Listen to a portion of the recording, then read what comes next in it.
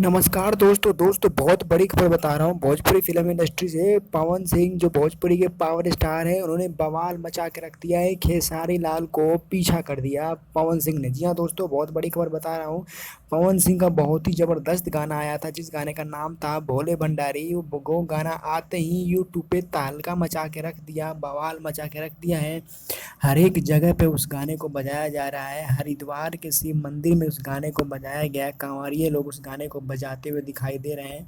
और बॉलीवुड के महानायक गोविंदा ने भी इस गाने को तारीफ कर दिया और कहा पवन सिंह को रोकना बहुत ही मुश्किल है। इस गाने को इतना चलता हुआ जबरदस्त इस गाने का भाव मिलता हुआ दिखाई दे रहा है। इस गाने में पवन सिंह के एक्टिंग को बहुत ही सराहनीय से सराहा गया है और जबरदस्त तरीके से इस गाने की तारीफ लोग कर रहे हैं।